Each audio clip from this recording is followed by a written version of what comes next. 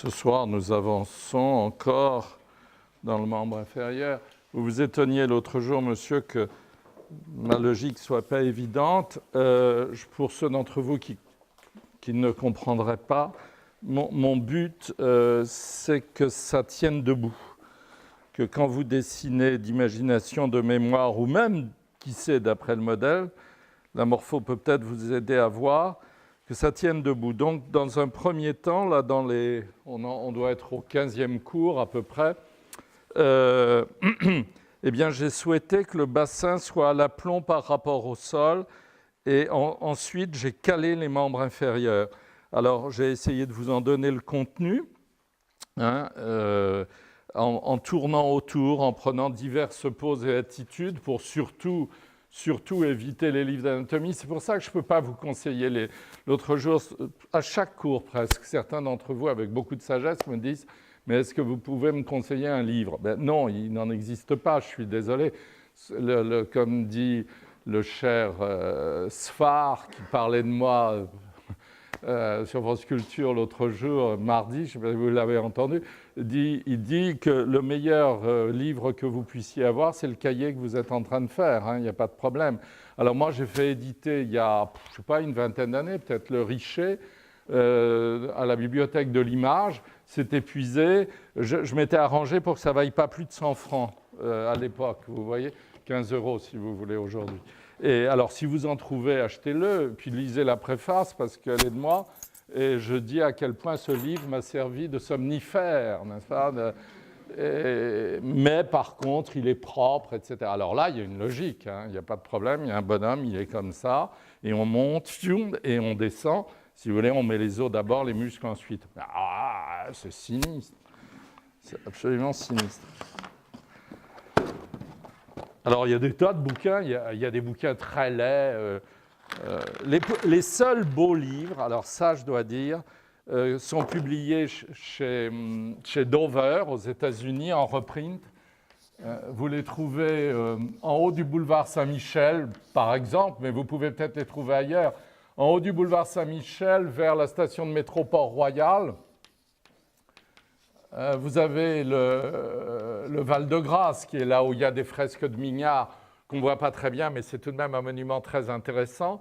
Et donc la rue du Val-de-Grâce. Et à ce niveau-là, sur le boulevard Saint-Michel, vous avez donc une librairie qui change de nom de temps à autre, mais en fait, c'est une librairie internationale.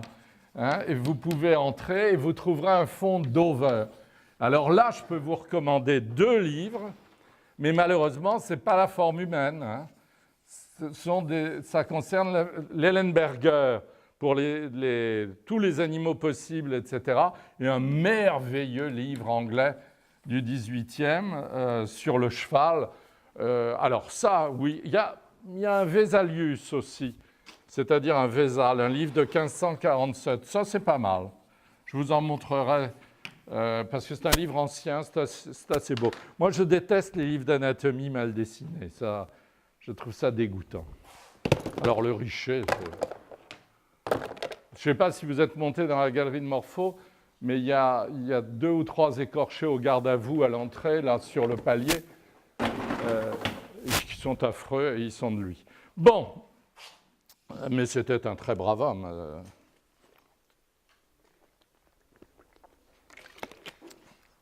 Ce soir, je vous propose ça. D'accord ? Un bonhomme. Alors, il faudrait que j'étudie ça plus sérieusement que le reste. Moi, je veux tout de même essayer de commencer à monter. Et il faudrait qu'on fasse assez vite parce que je voudrais reprendre les diapos de l'autre jour. J'en ai ajouté quelques-unes pour essayer de m'expliquer. Allons-y. Ça m'embête, ça. Je peux effacer Dover en haut du boulevard Saint-Michel. Hein. Ça vaut, ces livres valent, ça coûte pas cher du tout en général. Mais quand vous regardez les publications de chez Dover, mais je crois vous l'avoir dit déjà, il y a 2 volumes sur les dessins de Rembrandt qui sont sublimes. Il vaut mieux acheter ça qu'un livre d'anatomie. Hein. Ça en apprend 1000 fois plus. Allez, on y va. Je vais peut-être partir du crâne. Si j'ai les deux membres inférieurs, là, on les voit bien, puis c'est aplati, etc. Alors, allons-y. Voilà. Hop, hop, hop.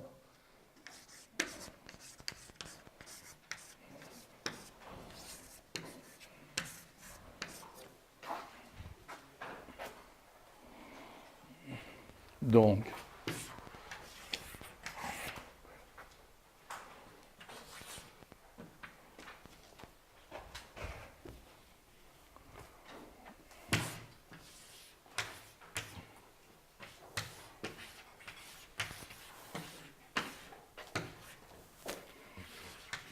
ah non, je me suis trompé, mais c'est pas grave, ce ne sera pas la même.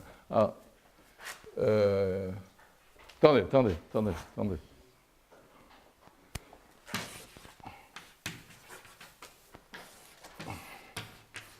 Oh, vous allez trouver ça trop confus, mais c'est pas grave, c'est pas grave. Donc, j'ai changé de latitude, mais c'est pas grave, c'est pas grave. Donc, le rachis va être quelque part par là. Dessinez. Même si vous n'y voyez rien, vous verrez peu à peu. Voilà, le rachis est là. Donc, le sacrum est ici, la cage est là. Voilà. Donc, il a une épaule ici et l'autre épaule là. Et il aura une main ici et un coude là. Donc, ensuite, je vais peut-être aller voir ce que ça donne. Là. Voilà, son sacrum est ici. Voilà.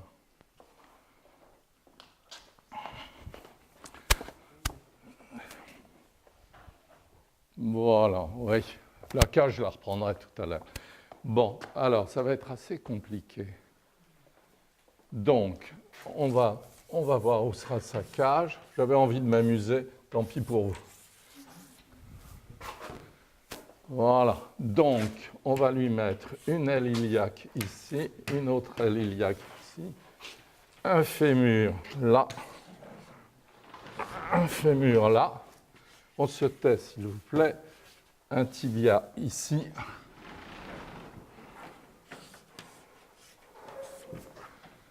Un pied là.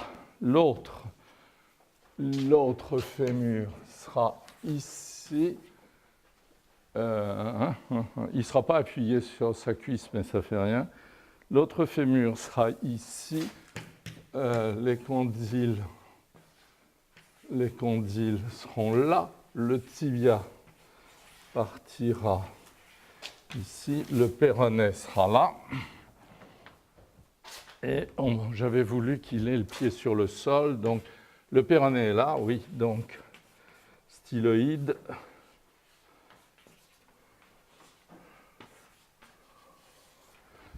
Et son pied pourrait être là.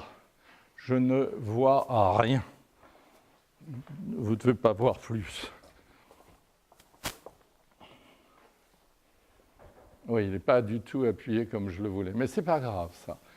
Donc, on peut sortir le fémur plus loin, qui est ici.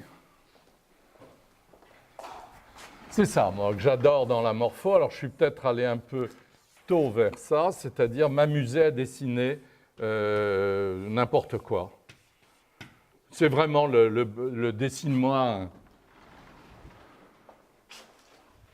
non pas un mouton, je vous en supplie, mais un lapin. Alors, voilà le tibia sous-cutané. Si on partait de ça, dans le fond, puis je vous ferai le reste après. C'est ça l'important pour vous, pour qu'il y ait un semblant de logique.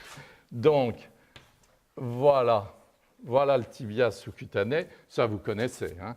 Donc, on arrive à la malléole interne, et ça, vous connaissez. Donc, on dessine. Donc, on arrive à la malléole interne, quadrangulaire. Je fais un petit schéma ici. Voilà, hop, hop, hop. Ça, c'est un pied qui se veut interne. Donc, il y a l'arche interne.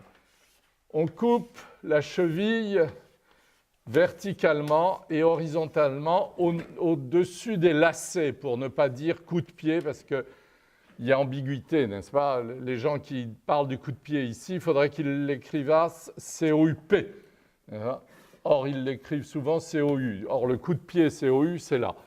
C'est la cheville. Donc, la malléole interne est située au-dessus du niveau du dos du pied, dans la moitié antérieure du coup de pied, en avant de l'axe, si vous voulez.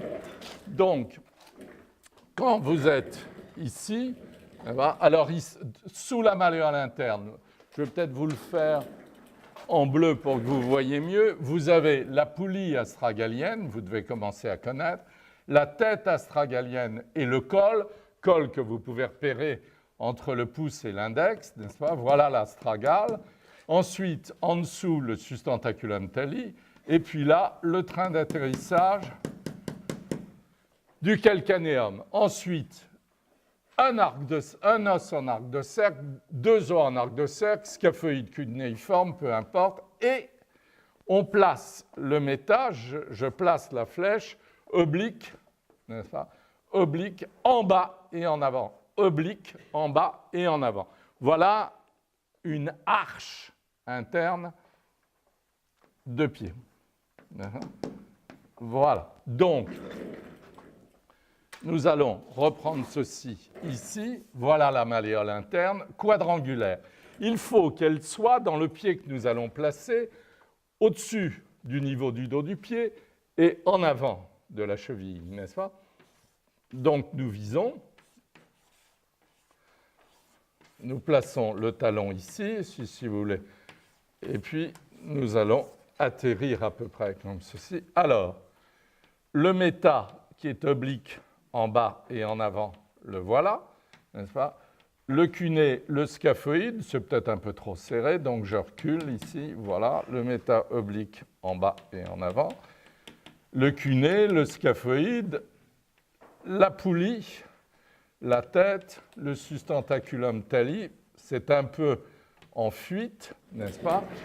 Alors donc, je nettoie ici, je nettoie là, voilà, j'ai mon arc. Je peux le mettre en rouge si vous voulez, l'arc. Voilà, l'arc, ici. Ce qui compte, c'est l'arc ou arche, et cet arc ou arche, dans ce plan-là, en rouge, est ici, n'est-ce pas? Ensuite, j'étale les orteils, comme c'est l'habitude dans nos contrées, je le fais revenir en avant à cause des chaussures, n'est-ce pas? Et puis là, si vous voulez, je place le restant du pied. Voilà. Voilà. Voilà donc un pied interne, un peu cocasse parce qu'il a un pied et il n'a rien d'autre, n'est-ce pas? Au-dessous d'un tibia vu antéro-interne. Ça vous va? Avec la grande face sous-cutanée. Voilà. Il a un mignon petit pied. Je croyais qu'il l'avait beaucoup trop grand. Beaucoup plus grand. Donc je rallonge. Chiang. Voilà. Donc, au-dessus. C'est très bon de partir du sol. On part tellement de la tête. Vous voyez, tout à l'heure, je suis même parti de la tête et ça ne m'a pas forcément réussi. Donc, les courbures spiralées du fémur, est-ce que vous les voyez? N'est-ce pas? Je dessine une espèce de bobine comme ça, en fuite, en 2/3. Alors, je sais que la lèvre externe est plus saillante que la lèvre interne. Donc, je me suis trompé, c'est de l'autre côté. Voilà, donc je sors la lèvre externe, et voilà la lèvre interne. Bon, où est la rotule? On y viendra plus tard. C'est ce qui m'intéresse le moins, parce qu'on l'a déduit du reste. Si vous voulez, je peux placer les ménisques, n'est-ce pas? Puisque j'ai l'espace. Ah tiens, au fait, pourquoi me suis-je permis de monter aussi haut? Vous voyez, j'ai fait une différence de hauteur, là, bien plus grande que si j'étais debout. Voilà, c'est merveilleux. Parce qu'ils ne sont pas écrasés par le poids du corps, n'est-ce pas? Donc là, je peux remonter le genou en hauteur. Ça vous va, la diaphyse? Là, on ne se casse pas la tête. Hop, hop. Ça vous va? Bien. Alors ici, elle arrive là. Je vais vous mettre le fémur en place pour que vous puissiez voir. Hein, elle arrive là, et qu'est-ce qui se passe? Oh, c'est très simple. Vous voyez, on est ici. Vous voyez, regardez. Vous continuez. Le col, n'est-ce pas, a totalement disparu dans le raccourci. Donc, en fait, la tête serait ici, le col là, n'est-ce pas, si on n'avait pas le bassin. Voilà votre fémur. Vous voyez les courbures spiralées. Hop, hop. Donc, lèvre interne moins saillante que la lèvre externe. Vous voyez? Lèvre interne, lèvre externe. Un peu moins de bruit, je vous prie. N'est-ce pas? Lèvre interne moins saillante que la lèvre externe. N'est-ce pas? Quand vous êtes comme ceci, ça ne se voit pas très bien. Quand vous êtes comme ceci, tel que vous êtes, vous pouvez appuyer sur la lèvre externe, alors que la lèvre interne fuit sous vos doigts, n'a pas beaucoup de présence. Voilà ce que donnerait le fémur, le tibia et le pied s'il n'y avait pas tout le bonhomme. D'accord? Voilà. Alors, on va placer l'autre, si vous voulez. C'est peut-être un peu dangereux. J'ai peut-être intérêt tout de même à placer le bassin. Alors, le bassin anopelvien, ça veut être un homme, ça, oui, ça veut être un homme. Donc, pas un anneau trop ouvert, trop arrondi, un anneau plutôt en cœur, plutôt refermé. Donc, j'ai vaguement esquissé mon sacrum ici. L'individu, n'est-ce pas, n'est pas debout, n'est-ce pas? Mais il n'est pas non plus couché en chaise longue comme ça. Hein? Il est plutôt ramené vers l'avant. Donc, vous voyez, ces épines antérieures et supérieures sont ici. Ces épines du pubis sont là. C'est-à-dire que la ligne qui les réunit est comme ça, au lieu d'être comme ceci. Hein? Ce n'est pas tellement penché en avant. Donc l'anneau pelvien, je vous propose qu'il soit là. À ce moment-là, on aura une aile iliaque à peu près là où je l'ai mise, et l'autre aile iliaque à peu près ici, avec une épine là et une épine là. Alors, on va recouvrir, on aura l'insymphyse pubienne ici. Il faudrait peut-être que je vous montre une aile iliaque. Est-ce que j'en ai une bonne? Voilà. Donc, est-elle bonne? Non, c'est une droite. C'est malheureux, c'est celle-ci que j'ai pas l'autre. C'est pas grave. Donc, il a le bassin un peu féminin, mais c'est pas grave. Allez, ça lui donnera un genre michelangelesque. Voilà. Si vous regardez la dent de Michel-Ange, il aurait pu faire des quintuplés d'un seul coup.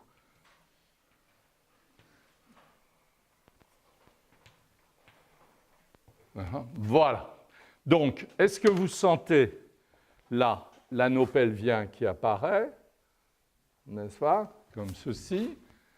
Et je vais vous dessiner. Alors, l'autre aile iliaque, ça c'est commode, nous l'avons. Et c'est bien parce que c'est la plus difficile à dessiner. N'est-ce pas? Elle est là, vous voyez. Donc, l'épine est ici, l'épine inférieure serait là. Le trou obturateur, voilà, est ici, c'est-à-dire ça. Mon autre cotyle, mon autre cavité cotyloïde, celle qui reçoit la tête, est ici.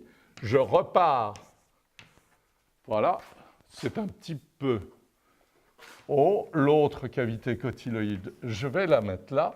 Mon épine antérieure et supérieure est ici. Et on voit peu à peu apparaître le fémur. Le malheur, c'est qu'il va falloir avancer le genou par rapport à ce qui était prévu. Mais ce n'est pas grave. Voilà l'autre fémur qui apparaît et le bassin qui sort de l'ombre. L'autre fémur qui apparaît, le voilà, vous voyez. Il va suffire maintenant de le descendre. Un peu plus bas que tout à l'heure. Est-ce que ça vous va? Est-ce que vous sentez ou pas? Qui ne sent pas? Qui ne voit rien? Qui pose des questions? Qui sera très bien reçu? Allez-y. Personne. Bon. Vous nagez, vous attendez. Est-ce que la dénommée Pascal, qui m'a écrit une lettre la semaine dernière, est là? Non, si elle est là, il faudra que je pense à lui demander si elle est là tout à l'heure à 6 heures. Voilà, bon, c'est rigolo, non? Hein? Allez, on y va. Il faudrait que ce fémur-là soit à peu près équivalent à celui-ci. Donc, on va... attends d'abord. Non, ici, comme ça. Les spirales sont dans ce sens-là. Est-ce qu'il est assez long, là? Il est peut-être un peu court, non? Il est un tout petit peu en raccourci et en 2/3. Non, c'est pas mal, je crois. Allez, on y va. On va garder le pied, je crois. Voilà, hop. Et voilà. On va peut-être le mettre là ou un petit peu plus bas.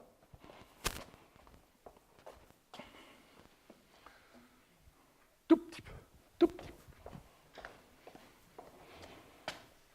Tu as plutôt l'air d'être de plus en plus une femme. Hein? Un peu charmeuse, même.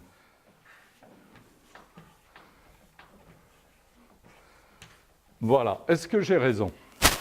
Regardez, est-ce que c'est bien incliné comme il le faut? Je crois, c'est pas trop mal, non?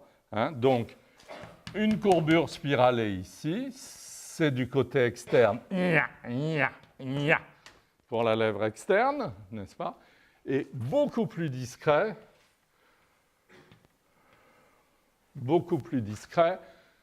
pour la lèvre interne.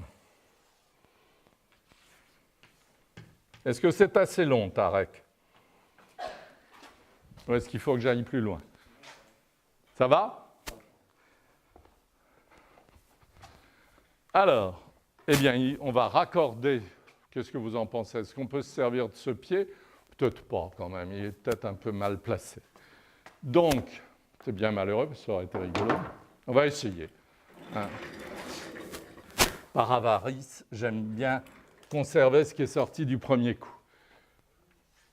Donc, on va placer un tibia. Alors, non sous-cutané, vous voulez que je vous le montre ou pas? C'est bon, ça? Ouais, c'est pas mal. Voilà. Non, c'est de l'autre côté.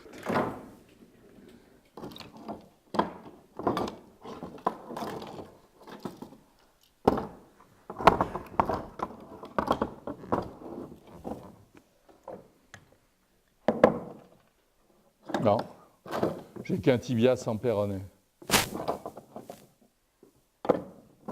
Pas possible, je ne les ai pas tous du même côté.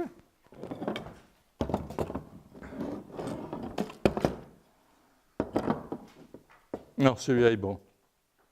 Voilà. Donc, la face sous-cutanée est là. Donc, le tibia est là, il y a le péroné qui vient au-dessus, là. N'est-ce pas? Ici. Donc, vous voyez, j'ai démarré ça, là, ça, ici, n'est-ce pas? Hop, hop, et voilà mon tibia qui doit descendre comme ceci, et je vais lui ajuster le péroné après. Donc, allons-y. Est-ce que je peux sauver le pied? C'est la grande question. Je crois que ça fait tout de même une obliquité trop forte. Voilà, voilà. Donc, j'aurai l'astragale ici, la styloïde du 5e là, le 5e orteil là, et le pied qui pourrait être là. Il n'y a pas de péroné hein, pour le moment. Donc, ça ne tient pas.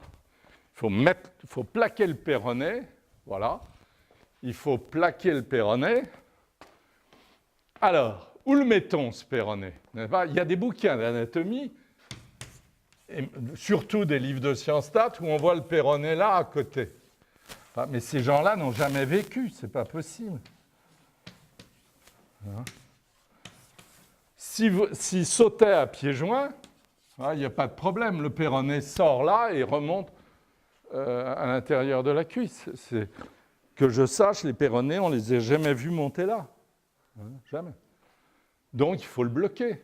Hein, il suffit de regarder. Je ne comprends pas. Vous voyez, il est bloqué en dessous. Il n'y a pas... Hein? Et s'il y a un accident de voiture, mettons, ou qu'est-ce qu'on peut imaginer? Quelqu'un qui saute du 3e étage sur le sol, de ce côté-là, n'est-ce pas, sans compenser avec l'arche interne, 3 étages, va se faire très mal. Un étage sans compenser avec l'arche interne, il vaut mieux tomber d'un étage que de tomber de 2 mètres sur le sol de sa cuisine. Hein. Parce que d'un étage, le cerveau a le temps de réfléchir et le pied d'entendre ce que lui dit le cerveau, c'est-à-dire de tomber sur l'arche interne, au lieu de tomber comme ça sur le sol de sa cuisine en ayant glissé d'un escabeau en formica en allant chercher un pot de confiture. C'est très dangereux, le sol de cuisine. Donc, vous voyez, la fracture, elle se fera là, hein, si ça doit se fracturer. Ça ne remontera jamais là-haut. Ça va, Christian? Alors, donc, on a le chapiteau tibial ici. Vous voyez, j'insiste un peu lourdement. Et vous coincez le péroné en dessous. Vous le descendez, on peut se servir de ce trait-là. Et vous me placez, est-ce que vous la voyez? Pas assez, hein? Vous me placez la malléole externe, lancéolée, n'est-ce pas? La lance, rien à voir, n'est-ce pas? Graphiquement, avec l'interne, qui est un carré molasse ici. Il faut absolument, voilà. Ça, il faut absolument que ça se voit bien. Je vais peut-être le faire en blanc. N'est-ce pas? Donc, un carré, hein, vous avez compris ça. Ça, c'est la base même de tout ce que j'ai enseigné depuis le début de l'année. Et ici, une lance, une pointe de lance qui descend plus bas, n'est-ce pas? Une pointe de lance qui descend bas et un carré qui reste en haut et en avant et au-dessus du niveau du dos du pied. Ça marche ou pas? C'est ça la pince malléolaire. Elle est oblique en bas, en dehors et en arrière pour la bonne raison qu'il y a un vide à l'intérieur sous les 2 pieds. À chaque fois depuis le début de l'année, tout part d'ici, n'est-ce pas? On ne peut rien comprendre à la statique humaine si on ne regarde pas les empreintes. Et du vide, en tiers d'orange ou de pamplemousse, si vous voulez, qui se trouve sous les 2 pieds réunis. Donc il est évident que là, on repose sur le sol, arche externe. Là, on ne repose pas sur le sol, arche interne. Donc ici, on a l'arche dessinée tout à l'heure en rose. Là, l'arche est surbaissée, n'est-ce pas? Donc, de ce côté-ci, il est logique que la malléole lancéolée descende bas, et là, il est logique qu'elle s'arrête haut. Question? Ça marche? Ça va? Non? On y va, on continue. Alors, on essaie tout de même, quelle heure il est? C'est bon, là, hein? Je tiens le temps. 35. On essaie de s'amuser un tout petit peu et de sortir le haut.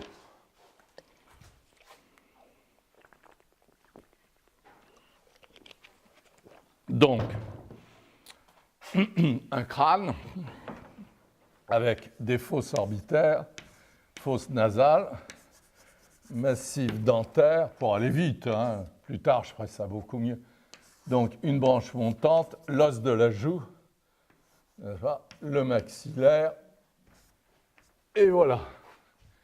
Donc ici, le rachis cervical qui fait ça, qui va, rachis dorsal, qui va vers le sacrum, hein, ça doit passer à peu près par là. Voilà, voilà. Le rachis passe à peu près là. Donc, ici, on aurait la première côte, la cage thoracique,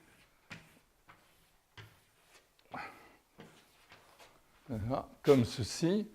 Donc, le rachis arrivant là, passant là derrière. Peut-être que ma première côte est assez simplette. Voilà. Bon, ensuite, il a peut-être une petite... Mais ça a l'air d'être une femme. Elle a peut-être une petite cage thoracique. Et là, on va lui remonter les clavicules. Bon, vous verrez ça plus tard, mais c'est amusant quand même. Allez hop, on te lui remonte une clavicule, comme ceci. Il y aurait l'omoplate qui apparaîtrait derrière. Ensuite, ici, elle aurait un os avec une boule sans colle qui s'appelle l'humérus. J'ai peut-être le bon là. Ouais, c'est là. Non, ce n'est pas le bon, c'est l'autre. Mais vous voyez, c'est vraiment un os sans colle. Je vous habitue un tout petit peu. En bas, cet os sans colle a une saillie interne qu'on sent très bien ici. Voilà, une saillie externe. Je descends mes proportions. Voilà. Donc, la tête est ici. Tout ça, on réapprendra ça. Et puis, je remonte de façon un peu disproportionnée. Là, c'est peut-être en raccourci. Voilà, hop, hop. Et là, j'ai une pointe que vous connaissez, c'est l'os du coude. Voilà, voilà. Et avec ça, je remonte une petite boule arrondie sous le poignet qui part d'ici. Ça fait ça, vous voyez. D'accord. Puis un os qui croît. Là, je vous emmène un peu en promenade. Voilà, ça s'appelle un cubitus. Et puis, on va lui mettre une main comme ça, très simplifiée, le pouce ici, un talon de la main, voilà. Peut-être que vous avez besoin de fusain. C'est malheureux, c'est moins joli que tout à l'heure. Bon, allez, hop.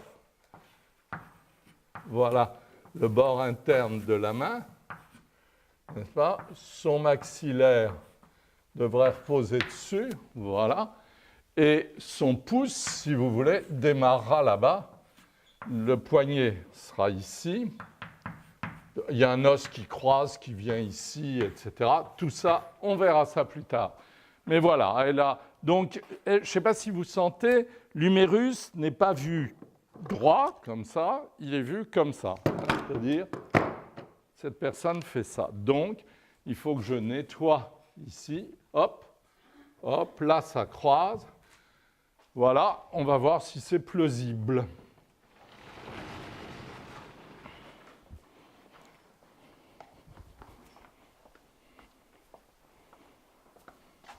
Eh oui, c'est même rigolo. Le malheur, c'est que dans mon dessin préparatoire, elle appuyait le coude sur sa cuisse, tandis que là, il s'est glissé un meuble. Oh, ma belle, non, quand même. Là, c'est Griffiths, non? C'est comme ça qu'elle s'appelle, la monstresse, là, avec les cuisses comme ça. Non, là, non, on ne peut pas rêver de lui mettre le coude sur la cuisse. Bon, allez, je vais être sérieux. À la fin du cours, peut-être je m'amuserai à lui sortir l'autre bras. Oh, on peut peut-être très vite.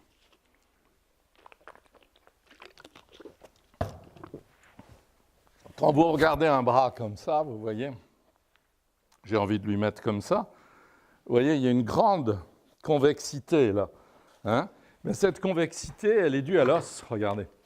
On la voit bien, non? Fusion. C'est sympa, non? Hein, c'est vraiment l'os qui est très présent ici. Donc, rien ne nous empêche de nous amuser. Il vaut mieux peut-être lui mettre la main d'abord. Hein. Quand on se met la main sur la hanche, en général, on pose un pouce d'un côté, en arrière, et les doigts, les 4 doigts, en avant. Donc, si elle a le pouce en arrière, les 4 doigts en avant, voilà, elle prend la crétinière qui est ici. Voilà. Voilà. Hop, hop, hop. Les 4 doigts ici, il y en a que 3, mais c'est pas grave. Allez, le pouce en arrière.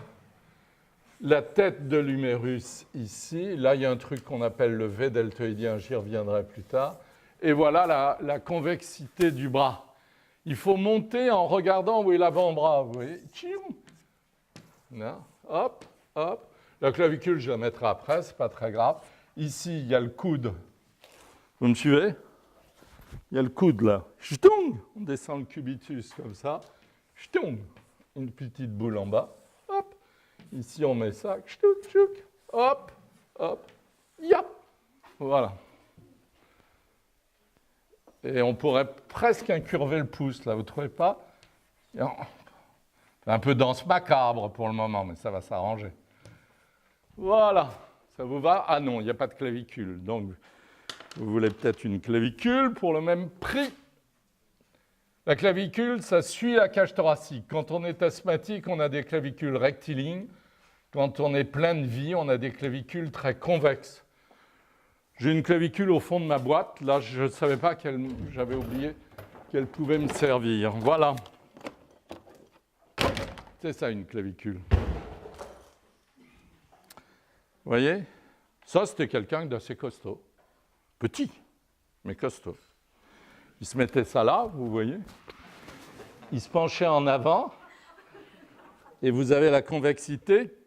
C'était pas moi, hein, parce que je ne sais pas si vous avez vu, je peux vous les montrer, c'est pas terrible. Hein. Vous voyez, c'est rectiligne. Voilà, c'est pour ça que je respire mal en ce moment. D'accord? Parce que je joue très mal de la flûte à bec. Je n'ai pas voulu faire de rééducation respiratoire. Vous savez, c'est horrible pour un enfant. Souffler dans un tonneau qui est dans un autre tonneau. Et il y a le tonneau qui est dans le tonneau qui monte. Il y a des gradations. Et il y a un kinési qui est payé pour vous dire souffle. Terrible. Donc j'ai envoyé tout ça paître en disant je ferai de la flûte à bec. Mais comme je ne suis pas du tout doué, que je n'ai aucun sens du rythme, on ne reconnaissait pas mes mélodies dans mes exercices, donc c'était dramatique. Donc j'ai abandonné la flûte à bec, donc je respire mal. Voilà. Mais moi je ne fume pas. Hein. Et je hais les gens qui fument. Donc, ce qui me tue, il y a des mères de famille qui se promènent avec des bébés et qui fument. Hein. Ce sont vraiment des assassines. Et si vous leur dites, je ne leur dis jamais, mais je les regarde. Et... Donc, vous avez vu, c'est une clavicule, n'est-ce pas? Elle est donc convexe quand elle est devant la cage thoracique, et plus elle va vers l'épaule, plus elle s'étale pour se raccorder, je n'ai pas d'omoplate, avec un acromion qui vient de l'omoplate, et ça fait un petit plat, là, sur lequel on peut mettre des valises, des cartons, etc., les femmes peuvent mettre ça sur la tête parce qu'elles ont le crâne plat au-dessus. Nous, pas, c'est rond.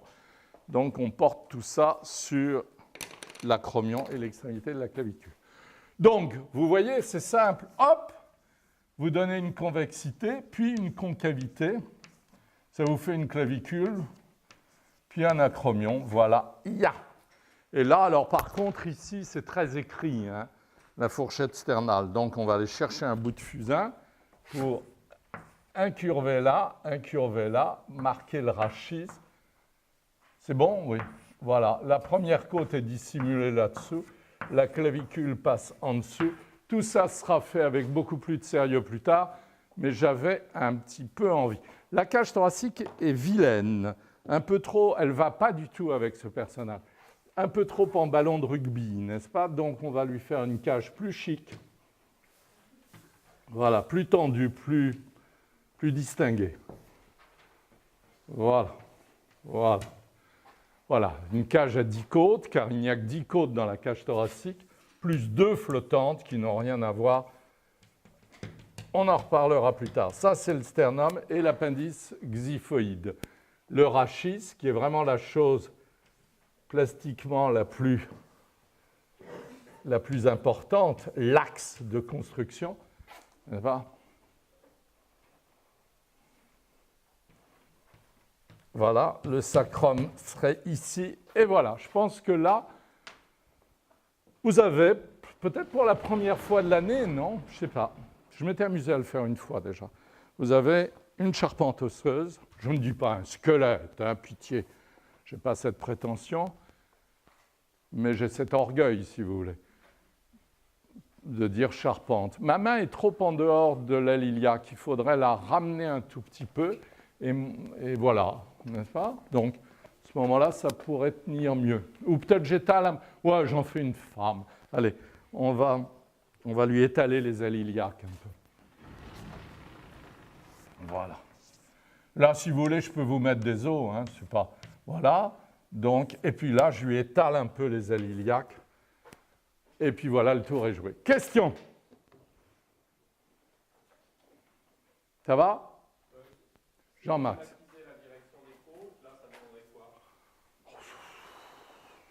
Bon, pas très gentil, ça. On ne peut pas, mon ami, on peut pas schématiser des côtes. On ne peut pas. Alors, il faut faire ça sérieusement. Si on se mêle de ça, on rentre dans un guêpier effroyable.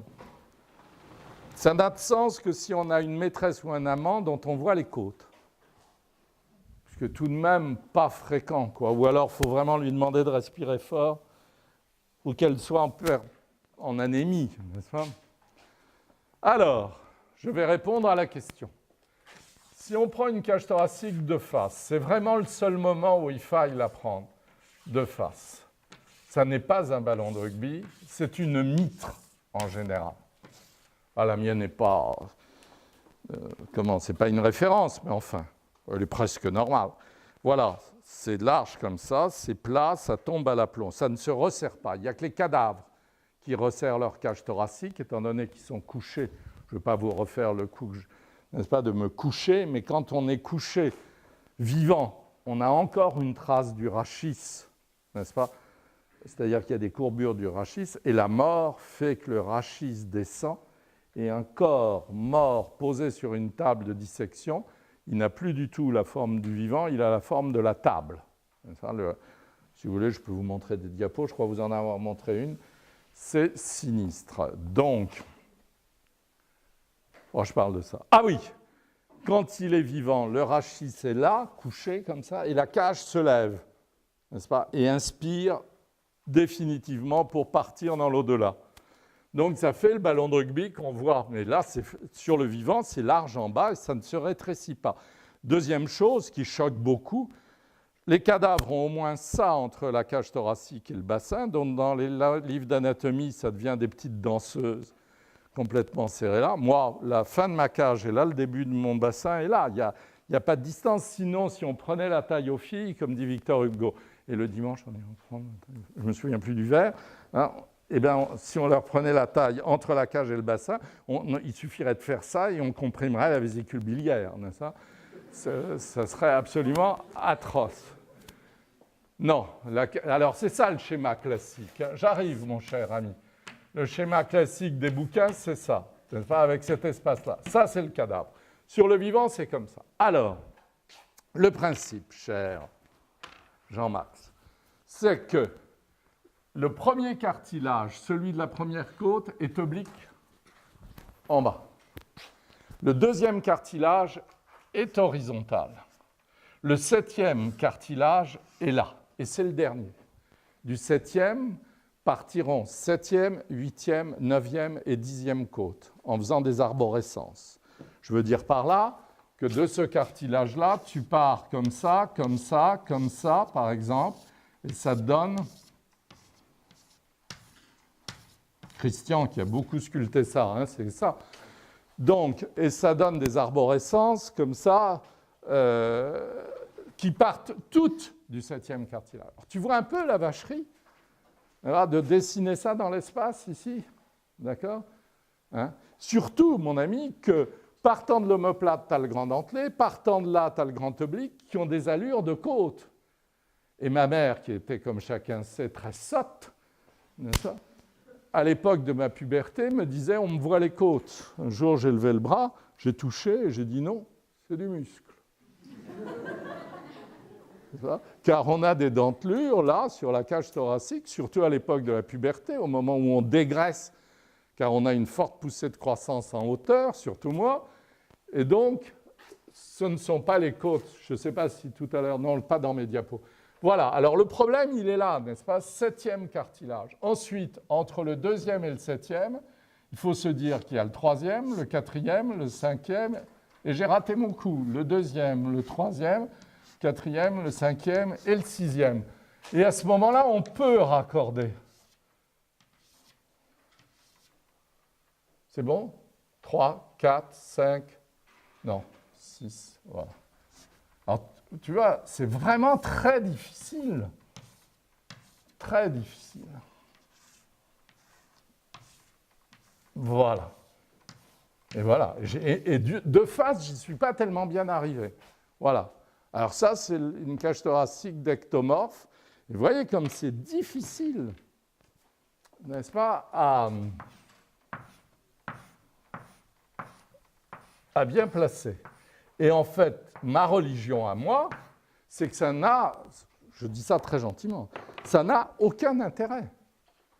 N'est-ce pas? Parce que nous allons avoir plus tard des muscles qui, se dirigeant sur les côtes, n'est-ce pas, en éventail, une espèce par exemple de main à 9 doigts, n'est-ce pas, que vous avez sans doute vu sur le vivant. Je regrette de ne pas en avoir ce soir dans mes diapos, n'est-ce pas? Il y a donc une espèce de main qui vient comme ça avec 9 doigts, c'est ça, 10, 11, 12, oui c'est bon. Et puis, donc, qui vient de l'omoplate, et on appelle ça le grand dentelé. Bon, évidemment, vous ne le voyez jamais comme ça sur le vivant, mais ce que vous voyez sur le vivant, souvent, c'est ça. Pas des dentelures comme ça. Pas celle-ci parce qu'il y a le grand pectoral. Et vous voyez d'autres dentelures qui rentrent là-dedans aussi, comme ça. Donc, schématiquement, pour placer les côtes là, il faut vraiment une grande aisance que j'avoue ne pas avoir. Alors, si je veux essayer, je ne peux pas le faire schématiquement. Je me dis premier cartilage, deuxième, troisième, quatrième, cinquième, sixième, là ça va plus mieux, septième, voilà, voilà, voilà, voilà, voilà. Et à ce moment-là, en effet, je peux envisager, alors septième ici, voilà. Mais ce n'est pas payant, hein. Voilà, c'est pas terrible, parce que en plus de ça, ça m'oblige à casser le profil de la forme et Est-ce que ça vous arrive parfois d'avoir des douleurs effroyables après avoir pris des courants d'air, par exemple, entre les côtes? Vous êtes trop jeune, mais il y a des muscles qui sont comme ça, vous voyez, entre les côtes chevronnées, qui se permettent donc aux espaces intercostaux de s'ouvrir et de se fermer. Pensez bien que ces muscles sont innervés, il y a des nerfs qui vont vers eux. Et parfois, n'est-ce pas, on a pris froid à ce niveau-là, etc. Et ça fait très peur, ne vous inquiétez pas trop, sauf si c'est tout le temps là, que vous soyez un jour constricté comme ça. Là, oui, c'est le cœur. Hein. Mais le cœur n'est pas ici ni là, d'accord? Et parfois, on a des pointes de douleur terribles. Eh bien, ce sont des muscles intercostaux, n'est-ce pas, situés entre ces côtes, etc. Donc, c'est tout un dispositif très, très raffiné, mais mon cher, qui fait un tout. C'est surtout ça. Voilà, j'ai fait un effort pour sortir les côtes. J'espère que j'en serai récompensé.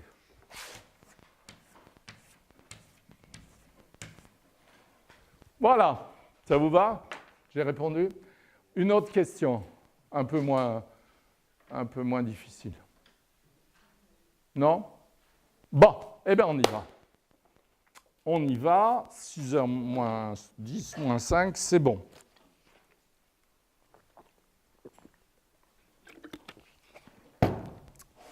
Vous avez donc, et je pense que maintenant vous ne l'oublierez plus, ici, un os sous-cutané auquel vous n'avez pas le droit de toucher, qui va être la dominante de cette jambe-là. De ce côté-ci, rien de semblable. Le système osseux que je pourrais dessiner en épaisseur, n'est-ce pas, va être recouvert de muscles. Les premiers qui nous dispensent de dessiner le péroné, n'est-ce pas, ce sont, vous les connaissez très bien, les péronniers. Ce sont deux muscles synergiques qui travaillent en même temps et qui sont disposés dans une loge qui est posée sur le péroné. Synergique, ça veut dire qu'ils travaillent en même temps dans une même loge. Ça veut dire que lorsqu'ils sont au repos, on peut très bien avoir les limites de la loge qui deviennent discernables, comme ceci. Le tendon du long péroné, je me suis trompé de crainte. Le tendon du long péroné, vous le savez très très bien, tendon du long péronnier, pardon, arrive, n'est-ce pas, arrive, il est ici, arrive tangentiellement, je vous l'ai montré 50 fois sans doute, arrive, vous voyez, je ne traite même pas le cours là, hein, arrive tangentiellement à la malléole et dessine extraordinairement la jambe externe. C'est une ligne si vous voulez, une droite qui participe du dessin. Ça n'est pas l'os, mais ça arrive tangentiellement à l'os, à tel point que ça donne un tendu à la forme qui est extrêmement intéressant. De part et d'autre, si vous y tenez, si vous voulez dessiner un écorché vif, c'est-à-dire vivant, n'est-ce pas? Eh bien, vous pouvez dessiner le court et au-dessus, le long. Vous vous souvenez sans doute, du moins je l'espère, mais si ça n'est pas le cas, ce n'est pas grave, que sous le pied, au niveau du cuboïde, là, il y a une profonde gouttière qui va vers le départ du premier méta. Donc, ici, il y a cet os cuboïde, comme un cube, si vous voulez, qui se trouve juste en arrière de la styloïde du cinquième méta, dont nous avons beaucoup parlé, qui se dessine, qui est très amusante à dessiner, parce qu'elle crée un angle. Donc, ici, là, vous avez une gouttière profonde en arrière de la styloïde, sous le cuboïde, et, n'est-ce pas, ce tendon du long péronnier latéral passe là-dessous, n'est-ce pas, passe sous le pied et arrive ici, à l'arche interne. En d'autres termes, il arrive ici. Voilà. Donc, il est passé sous le pied. Son ami, alors, est-ce que vous voyez assez bien là? Je ne sais pas. Surtout que ce n'est pas le même bleu. Donc, voilà. Il faut laisser la pointe de la malléole. Donc, ça passe sous le pied. C'est peut-être pas bien comme signe, ça. Et ça arrive à l'arche interne, n'est-ce pas, en passant en pointillé sous le pied et sous la gouttière du cuboïde. Pendant qu'il fait ça, n'est-ce pas, le court péronnier latéral, ce muscle-là, a un tendon, lui, qui vient sur la styloïde. Ce qui fait que sur le vivant, vous verrez peut-être de temps à autre, chez vous ou chez d'autres, les deux tendons dessinant un petit angle aigu, comme ça, en dessous de la malléole, très graphique, comme ça. Voilà. Et dans cette position, on les voit en particulier chez les ectomorphes, chez les gens minces, on les voit très très bien. En vert, c'est le court péronnier qui est donc caché par l'autre, n'est-ce pas, qui n'apparaît qu'en dessous de la malléole pour se précipiter sur la styloïde. En bleu, c'est celui qui passe en dessous et qui va jusqu'au bout de la trajectoire. Les deux travaillent en même temps, n'est-ce pas, et ils sont équivalents en énergie, en puissance, en force. Un muscle qui se trouve ici, que je vous ai dessiné de face plusieurs fois. Donc je pouvais ce soir me permettre de vous le dessiner dans cette position particulière. Mais vous allez voir, position particulière qui vous permet peut-être de comprendre, n'est-ce pas? Là, il est là, un peu trop fort, c'est une femme, il ne faut pas que j'exagère, n'est-ce pas? Donc, il est en dehors de la crête, n'est-ce pas? Quand je vous le montrais, n'est-ce pas, je peux placer, quand je vous le montre, par exemple, je peux placer ma jambe de face, comme ceci, je le prends là pour vous sortir la crête. Il est là, le voilà, je pense que vous le voyez là, il est couché sur la crête, n'est-ce pas?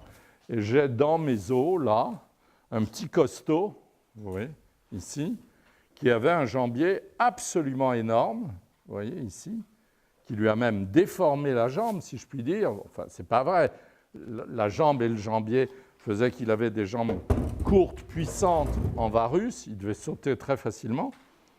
Et vous voyez ici, on voit très bien le corps charnu, et on voit que le tendon glisse là, parce que tout d'un coup, la crête devient mousse, alors que là, elle est anguleuse. On le voit vivre, le bonhomme. Moi, je le vois vivre. Donc, avec un peu d'entraînement, on lit les os et on invente un être qui est certainement une hérésie, un roman, Mais voilà. Donc, ce muscle qui s'appelle jambier antérieur, tout bêtement parce qu'il est en avant, là il est au repos, n'est-ce pas, tout en avant de la jambe, bien lui aussi, n'est-ce pas, va s'attacher au même point que précédemment, il va s'attacher là où est arrivé le long péronnier, à l'arche interne, n'est-ce pas?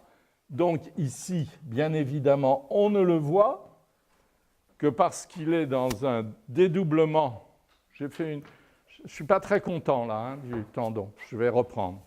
Je suis trop venu sur la malléole. Je n'ai pas voulu m'asseoir, j'ai eu tort. Excusez-moi. Je reprends. Donc je redessine le tibia, comme ceci. Il ne faut pas que je passe sur le tibia, c'est inadmissible. Donc, et il faut que mon tendon, voilà, que mon tendon passe là, voilà, et on y reviendra tout à l'heure. Donc, mon muscle n'est pas très bien dessiné par rapport au tendon, voilà. Et si vous voulez, je peux même vous mettre une chose qui avait disparu là tout à l'heure, une ombre entre le tendon et la malléole. Vous voyez? C'est un peu gras chez moi. Mais chez vous, vous pourrez voir, et puis c'est serré par la chaussure, mais on peut glisser une ombre entre le tendon et la malléole. Donc ici, on ne le voit qu'en arc de cercle, là, parce qu'il va à l'arche interne, et si vous voulez, je peux ajouter une flèche verte. Ces deux-là vont à l'arche interne, à l'intérieur, faire la courte échelle au pied, en prenant l'arche interne non loin de son voussoir, non loin de sa clé de voûte, et en soulevant le pied. Question. J'en ai tellement parlé, c'est peut-être clair maintenant, non? Voilà. Alors, je vous propose non pas de glisser tout de suite l'extenseur, je pense que ce n'est pas payant. Je préfère de loin partir en arrière, glisser les jumeaux.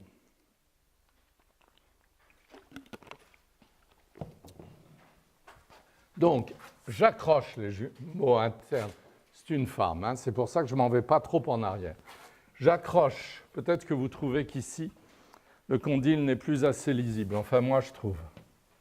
Voilà. Donc, j'accroche le jumeau externe et le jumeau interne.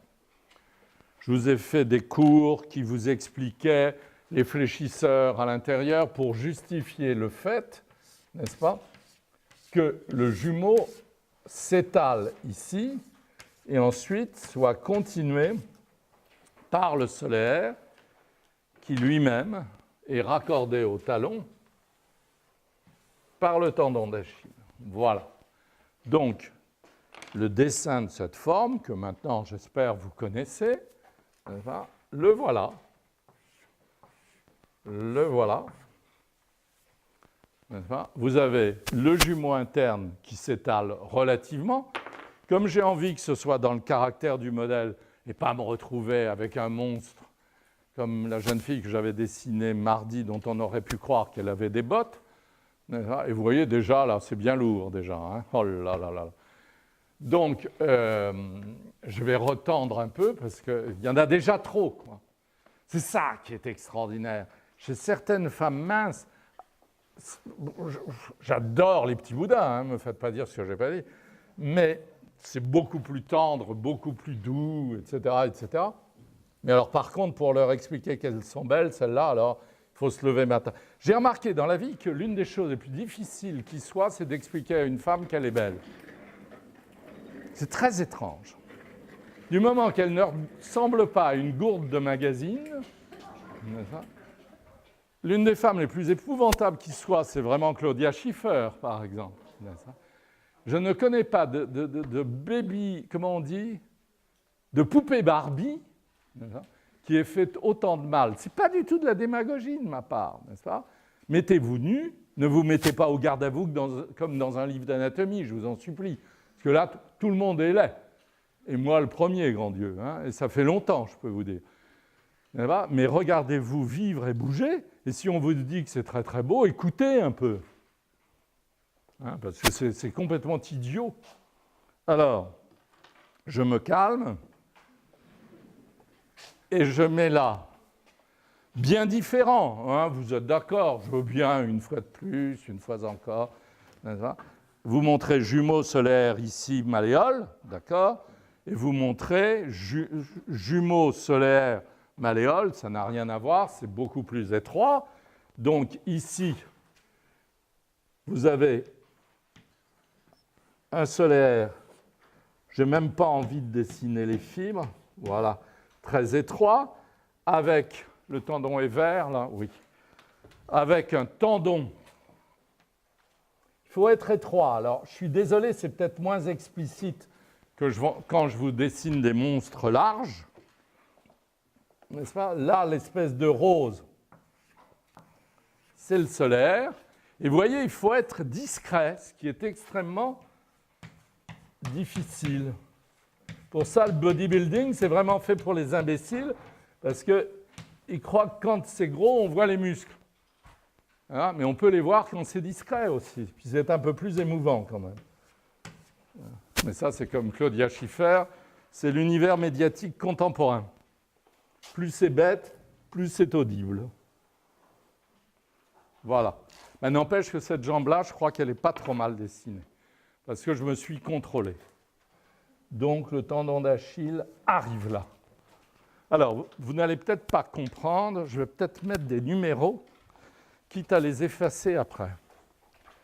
Ah oui, mais là...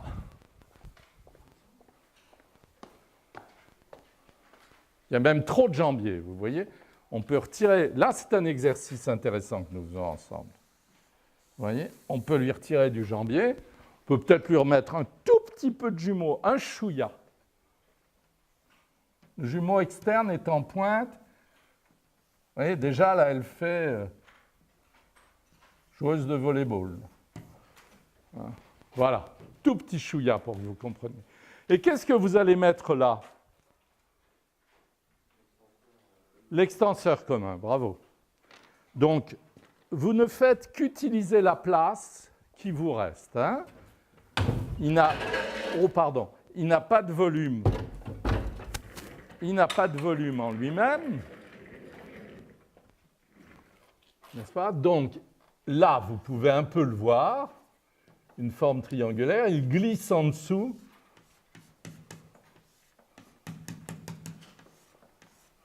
C'est un peu comme, il n'y a plus de compartiments dans les trains, n'est-ce pas?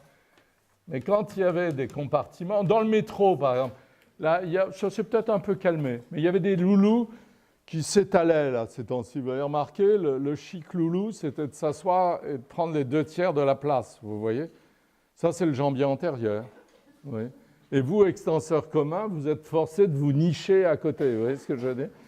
S'il y avait 3 places et que vous ayez un autre loulou de l'autre côté, ça ferait péronnier, jambier et l'extenseur commun qui est bien du mal entre les deux à se nicher. Voilà. Alors, l'extenseur commun, vous voyez, ça n'est qu'une sorte de forme en réserve qui est là. Alors, allons-nous pouvoir expliquer ça, que j'ai déjà expliqué. Mais là, le but, c'est de dessiner ça.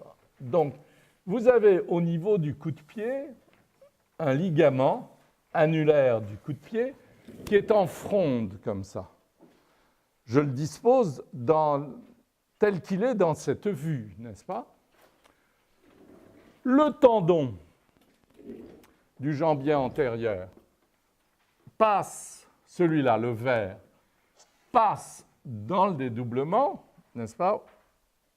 Alors que l'autre passe en dessous de la partie profonde, avec ses 4 cordes, comme ça, n'est-ce pas? Celui du dessus, c'est la raison pour laquelle, dans les bas-reliefs égyptiens et ailleurs, on le voit tellement, n'est-ce pas? Vous avez le ligament en fronde qui est ici. Le jambier antérieur se voit tellement, autant, excusez-moi, si le jambier antérieur se voit autant, c'est parce qu'il passe dans un dédoublement alors que les autres sont maintenus. Lui, il passe là, les autres passent en dessous, n'est-ce pas? Lui, il passe là, c'est assez mal dessiné, je trouve. Au départ, c'était clair. Et puis plus j'y suis allé, plus c'était confus. Il faut que je retaille. Oui, je n'ai pas laissé les vides. Voilà. Voilà. Donc, le jambier antérieur en vert, si vous voulez, et les tendons de l'extenseur commun maintenus en dessous. Je ne sais pas si on va pouvoir le faire là-dessus. L'important, c'est que vous reteniez qu'il y a une fronde, n'est-ce pas? Voilà, un ligament en fronde. Ensuite, les tendons extenseurs qui se répandent comme ça. Je ne mets pas le pédieux, c'est presque plus clair de ne pas le mettre. C'est un muscle qui est sur le pied. On n'a pas besoin de tout mettre, n'est-ce pas? C'est comme quand on veut tout dire dans la vie, on finit par ne plus rien dire. Voilà. Et je pense que là, vous comprenez la fronde mieux qu'en dehors. Vous voulez des numéros pour vous y retrouver, là, ou pas? Là-dessus. C'est pas la peine? Vous pourriez peut-être répondre. Oui. Alors, ça, c'est le jambier antérieur. D'accord? Un jambier antérieur. Celui qui est dans l'interstice, ici. Alors, tenez, ça tombe bien. Il y a un faux trait, là, qui ferait croire qu'il y en a deux. Là, il y a l'extenseur commun du gros orteil. Alors, mettons 2 et 2 bis, l'extenseur du gros orteil et l'extenseur commun. Ici, 3 et 3 bis. Alors là, c'est long péronnier latéral en 3 et en 3 bis, court péronnier latéral. Le tendon bleu, c'est le tendon du long. Ici, ça, c'est ce qu'on appelle vulgairement le jumeau. En 5, si vous voulez, le jumeau. Et en 4, le solaire. Si vous voulez, je peux le décrire. 1 jambier antérieur. 2 extenseurs communs. 3 les péronniers. Extenseur commun et extenseur du gros. Les péronniers. 4 le solaire, le muscle en forme de sol, le poisson plat. Et 5 le jumeau. Voilà, jumeau externe. Tout ça, de ce côté-ci, est extrêmement étroit, l'ai-je assez dit, n'est-ce pas? Extrêmement étroit, vous dissimule complètement la charpente osseuse, n'est-ce pas? Vous ne voyez plus que la malléole et le chapiteau tibial. Vous ne voyez même pas la tête du péroné. Hein, elle est absorbée par les muscles, d'accord? De l'autre côté, rien à voir, rien. Une grande surface osseuse, le solaire qui s'élargit en dessous, qui s'arrête au tiers, le jumeau qui s'étale, et en avant un peu de jambier, c'est tout. Donc ici, présence osseuse caractéristique du tibia sous-cutané dans sa vue interne, solaire, jumeau, jambier. Si vous voulez, je peux remettre les chiffres là, qui correspondent, c'est-à-dire 5, et ici 4. Et puis il y a un petit faux trait qui peut-être pourrait gêner certains d'entre vous, c'est-à-dire que le tendon, il faut que les fibres soient égales, là. Voilà, et que le tendon tourne, et que les fibres tournent, autour du tendon. Voilà. Ici, c'est peut-être un peu trop incurvé, hein, ça fait un peu mollasse, non? Voilà, donc on va retendre un peu ici. Voilà pour les jambes. Question, ça vous va? Tarek.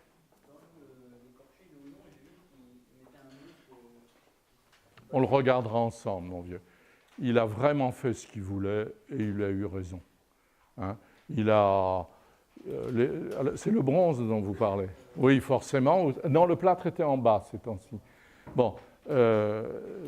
Oudon, c'est un type assez émouvant qui est parti à Rome à 25 ans. À cette époque-là, la France ne possédait pas la Villa Médicis, mais le Palazzo Mancini. Donc, il était pensionnaire au Palazzo Mancini. Et bizarrement, je pourrais vous faire tout un cours là-dessus. Et bizarrement, au Palazzo Mancini, il y avait des grands amateurs d'anatomie, des espèces d'honnêtes hommes de l'époque, qui aimaient... Mais en Italie, ça se faisait beaucoup. Si vous aimez ça, à Florence, il y a un musée extraordinaire au-delà du Palazzo Pitti, sur la Via Guicciardini, sur la rue Guichardin, si vous voulez, vous apercevez un observatoire, una specola, et donc le musée s'appelle della Specola, et c'est un musée anatomique. Si vous aimez ces trucs-là, allez-y, moi j'y suis allé une fois, pas deux, c'est plein de squelettes avec des muscles, tout ça c'est du 18e, il y a des écorchés fabuleux, il y a même un Fontana, comme il y en a un au musée de la faculté de médecine, la rue de l'école de médecine, autre musée où je ne suis allé qu'une fois ou deux, mais où il y a de très très belles choses. Si vous voulez, dans mon prochain cours, je vous montrerai un très très bel écorché de Fontana qui est justement à Paris. Bon, enfin bref, tout ça. Alors, Houdon, eh bien, quand il était à Rome, il a voulu faire ça nous donnera l'occasion de nous détendre, pour je ne sais plus quelle église, mais pourtant je le sais, il a fait un magnifique Saint Bruno avec un crâne, n'est-ce pas? Et le saint est dans sa bure, comme ça. Une très jolie peinture représentant Houdon en train de tailler son Saint Bruno par Hubert Robert, mais je ne sais pas où. Et on voit le tout petit Houdon et son énorme sculpture qui doit faire 3-4 mètres. Celle-là est en place. Et il avait eu aussi la commande d'un Saint Jean-Baptiste. Saint Jean-Baptiste, ça baptise, vous me suivez? Donc le bras est à l'horizontale, etc. Ça lui a posé des problèmes à ce jeune homme, et il s'est dit, je vais faire un écorché d'études, n'est-ce pas, avec ses profs, là, dont je ne vous donne pas le nom, ce n'est pas la peine, qui se trouvaient justement à Rome et qui n'avaient pas rencontré de type de ce genre à Paris. La situation n'était pas la même. Alors donc, il s'est pris de passion pour cette étude, à tel point que son Saint Jean-Baptiste, il est resté à l'état d'esquisse, il est à la Villa Borghese, il est moche au possible, il est plein de muscles, il ressemble à un écorché. Vous voyez ce que je veux dire? On le voit partout, partout, mal reproduit dans les rues des quartiers de faculté de médecine, etc. Donc, il a été tiré en moulages divers et variés. Vous en avez un dans la galerie qui vient d'être restauré. Heureusement, j'ai fait la gueule, donc il n'est pas trop nettoyé, il est pas mal du tout, il est très bien sorti des mains de la restauratrice, ce qui est rare. Et donc, il a son bras tendu comme ça. Il ne ressemble pas du tout à un Saint Jean-Baptiste. Et je vous dis, le Saint Jean-Baptiste de la Villa Borghese, c'est catastrophique. Donc, voilà, Houdon revient de Rome, fait une carrière fantastique, le merveilleux portrait, j'espère que vous le connaissez, en plâtre de son épouse au Louvre. Enfin, il est très très mal présenté avec des vitrines affreuses, mais enfin bon, il y a de belles salles au Louvre, mais il y en a de moches. Et là, il y a 2 étagères qui lui tombent sur les pommettes, etc. Affreux.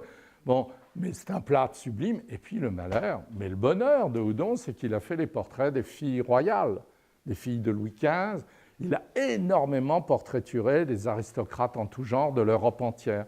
Et son écorché pendant ce temps-là, au bras tendu, allait à Dresde, à Montpellier, à Rouen, on le voit partout. Et à la Villa Médicis, par contre, qui est devenue la deuxième résidence des pensionnaires à Rome, il y en a un très beau, beaucoup plus beau, au bras tendu, qu'un tronc d'arbre, la date, etc. Il avait 26 ans.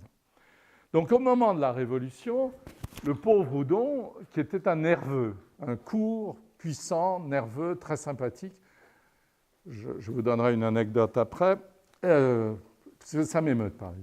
Alors, donc, 1792, c'était la Gestapo, quoi, dans un certain genre. Là, il y a des types qui commencent à lui gratter le menton en lui disant « T'en as gagné du fric en faisant les portraits d'Adélaïde et autres ex, je ne sais pas quoi, etc., qui avaient fui, émigré à l'étranger, etc. » Donc, le coup a commencé à lui démanger, ça, diablement. Il a paniqué. À ce moment-là, il a envoyé une lettre à la Convention en disant « Non, non, non, on m'a demandé de faire ces portraits, je les ai faits, mais en fait, je suis surtout un grand spécialiste de l'anatomie et de la fonte en bronze. » Il avait c'était la pleine campagne au-delà du faubourg Saint-Honoré. Il avait un atelier dans la campagne du côté du Roule, du côté du métro Terne, et il avait monté, extraordinaire, 1792, il a quel âge? Il a près de 60 ans. Il avait monté un écorché en cire, grandeur nature, celui qui se tient comme ça, n'est-ce pas? Et il a convoqué le tout Paris, oui, et pour cause, et les membres de la Convention, n'est-ce pas, à assister à la fonte de la cire perdue en une nuit de fête. Vous me suivez? Donc, on a coulé le bronze par le haut, la cire s'est en allée par le bas, la sculpture a disparu, on a cassé le moule, etc. Et l'écorché original en bronze que vous voyez là-haut est apparu. Malheureusement, il est plein jusque-là, donc ce n'était pas un grand spécialiste du bronze, dit-on. Il est cassé dans le bas, etc. Donc, il est relativement fragile. Il pèse 200 à 300 kg, ce qui fait que les déménageurs le détestent, n'est-ce pas? Et il va partir d'ailleurs dans le monde entier pour une exposition Houdon. Donc, il est là-haut grâce à moi. Avant, il était dans un placard. Et donc, il a une très belle sellette, etc. Mais pensez bien que c'est un monsieur d'un certain âge qui n'a plus du tout le nez dans les bouquins et qui fait un écorché fabuleux, qui est à l'origine de ma passion d'ailleurs pour ces choses. C'est un des plus beaux objets qui soit. Et il vaut bien mieux regarder ça que d'avoir un livre d'anatomie. Houdon vieilli, oui, je voudrais y arriver parce que je trouve ça tellement émouvant. Voilà qu'il y avait une merveilleuse sculpture d'Henri IV à cheval au bout de l'île de la Cité, au-dessus du Vert-Galant, là où Guy Debord a demandé qu'on jette ses cendres dans la Seine. Guy Debord, c'est l'autre. Hein. C'est un grand bonhomme. C'est un grand bonhomme. Lisez surtout Panégyrique, qui est beaucoup plus facile à lire. Et c'est un type qui a gueulé parce qu'on abîmait Paris, etc. Il y a des gens qui disent du mal de lui, on peut, mais c'est quand même un extraordinaire bonhomme. Et alors, je reviens à Henri IV. Il y avait donc une sculpture représentant Henri IV à cheval, je ne sais pas si vous êtes allé à Bologne, etc., de Gian Bologna. Jean de Bologne, c'est-à-dire viril, je ne peux pas vous dire quoi, etc. Ça devait avoir une gueule. On n'a pas une gravure, on n'a rien, on n'a que des choses à grande distance. Voyons. Et au pied, il y avait 4 mecs enlacés, etc., de Pietro Francavilla, Pierre Franqueville, qui a fait de très jolis écorchés, il faudrait que j'aille vite, qui sont à la Jagiellonian à Cracovie. C'est bien loin, mais ils sont très jolis, ils sont grands comme ça. Donc il y avait là, à la pointe de l'île de la Cité, une merveille, une absolue merveille. Il reste au musée Carnavalet, si ça vous amuse, une jambe de Henri IV, une botte, un coude, je crois, enfin des bouts, vous voyez, des bouts de cette magnifique sculpture qui devait être énorme. Donc, la Révolution fout en l'air toutes les sculptures de rois qui se trouvaient partout, place des Victoires, etc. Et on demande à Houdon de faire, alors ça reste sans rien, et en 1804, quand Napoléon devient empereur, il demande à Houdon une sculpture de lui-même à cheval, vous voyez. Donc mon Houdon, à ce moment-là, c'était fini, il n'y avait plus de problème, il était quasiment aussi important que David, mais il commençait à être un tout petit peu foufou, mais bon, mais il l'a sorti, son cheval, etc. On a quelques images. Bon. Et puis 1815 arrive, vous me suivez? Et on mébat la sculpture de Napoléon Ier et on remet un Henri IV. Mais là, le look, vous le voyez, d'un dénommé Bosio, vraiment de la savonnette, quoi. Et sans rien aux pieds, un petit truc comme ça. Et le vieux Houdon, n'est-ce pas, qui se baladait sur les quais, etc., qui arrêtait les gens dans la rue, qui avait la manie de ramasser des cailloux, n'est-ce pas, et qui arrêtait les gens dans la rue en leur disant « Regardez, regardez, c'est une très très belle sculpture, vous voyez ». Il demandait aux gens de caresser les cailloux pour voir comme c'était beau. C'était un artiste du XXe siècle à ce moment-là, n'est-ce pas? Et bon, j'adore Brancusi, hein, j'adore Brancusi. Donc, le même Houdon disait aux gens, après leur avoir montré des cailloux, n'est-ce pas, il leur demandait de les lui rendre, les remis dans ses poches, etc., montrait la sculpture, il disait, vous savez, je ne lui avais pas fait cette gueule-là. Hein. Ouais. Il n'a jamais pu admettre que ce n'était pas la sienne, vous voyez, et il passait là en disant, qu'est-ce qu'on m'a fait? Voilà Houdon, c'est un personnage vraiment très, très émouvant, et son chef-d'œuvre, l'un de ses chefs-d'œuvre, Portrait de sa femme en plâtre, est très, très beau. Et en plâtre, parce que ça n'était que Madame Houdon. Les Adélaïdes et autres filles royales étaient en marbre, etc. Vous les voyez au Louvre. Bon. Vous pouvez placer le vaste interne, le droit antérieur et le vaste externe.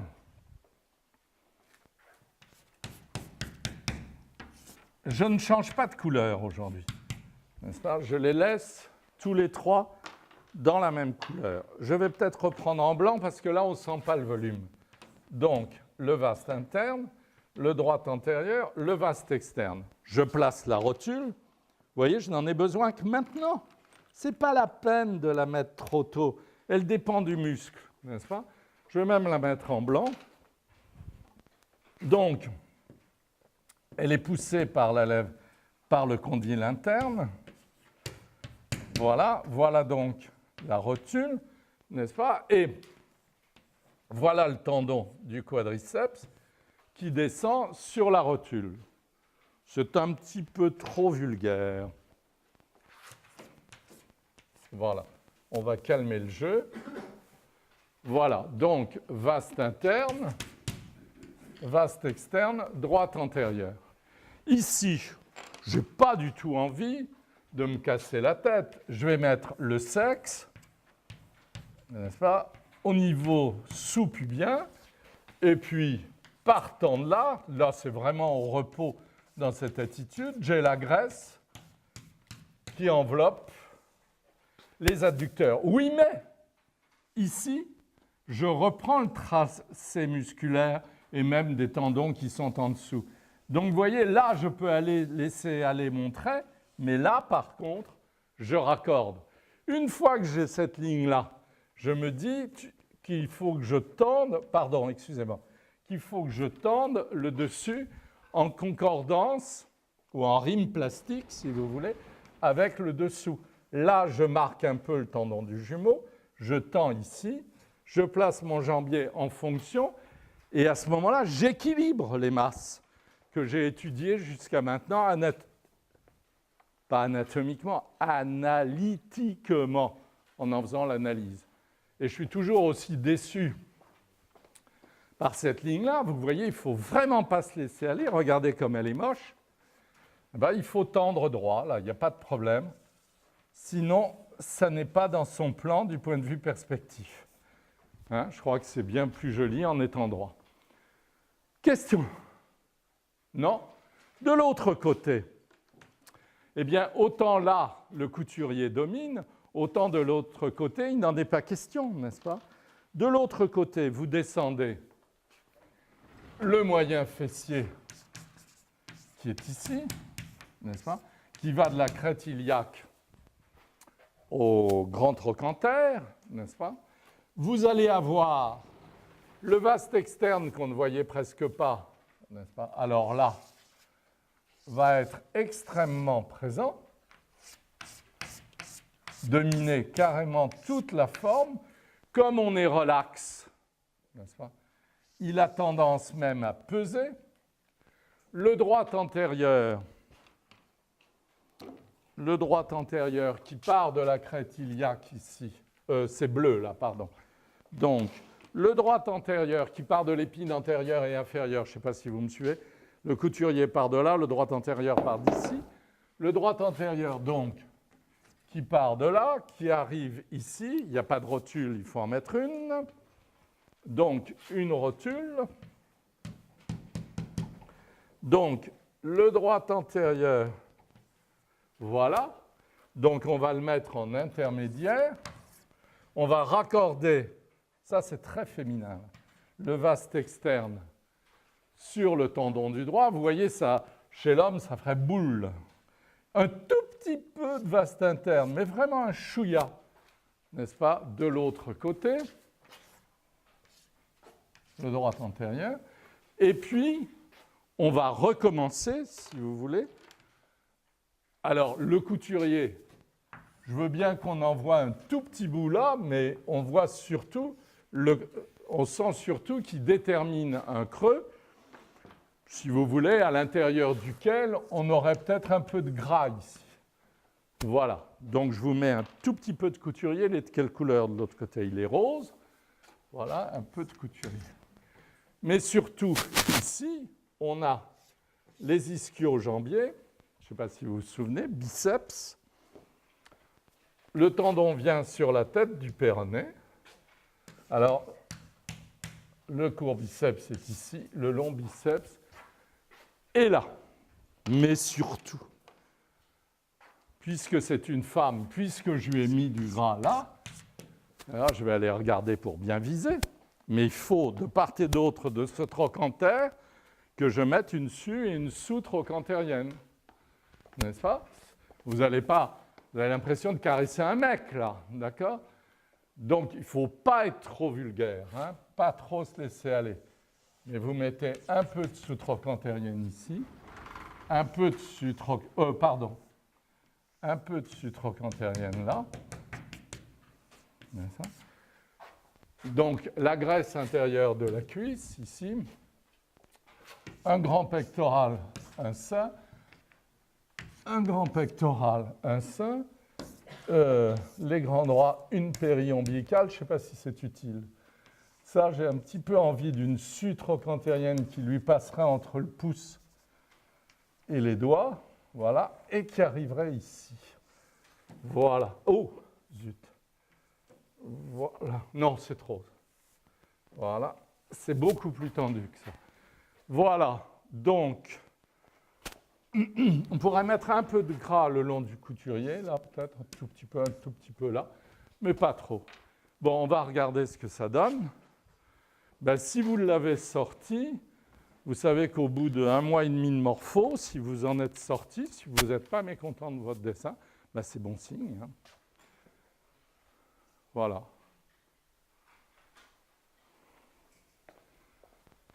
Je ne suis pas content de cette jambe-là. Vous permettez une seconde.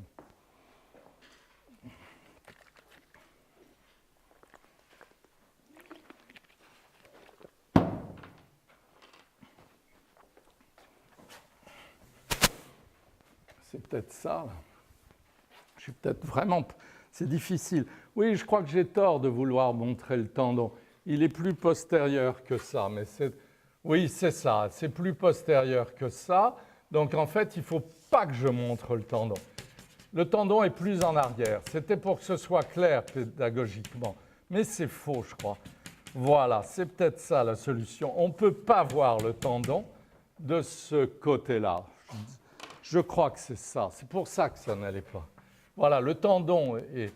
Vous voyez ce que je veux dire ou pas, hein, pour que vous compreniez, j'avais mis... Vous voyez, le tendon est ici. On ne peut pas le voir de là où je me suis mis. C'était pour que ce soit pédagogiquement plus valable. Donc, ici, vous n'avez plus de tendon. Voilà. Et j'espère que ça va mieux.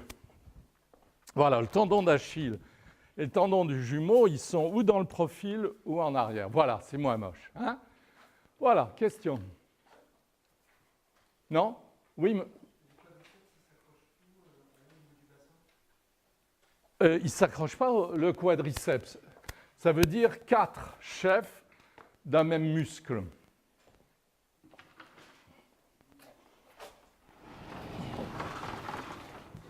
Alors, vous avez l'aile iliaque qui est comme ça. Ici, l'épine antérieure et supérieure, l'épine antérieure et inférieure, le fémur. Voilà. Donc, il faut peut-être que je vous mette un tibia. Je fais ça un peu à la va-vite. Je l'ai beaucoup expliqué, c'est pour ça que je vais vite.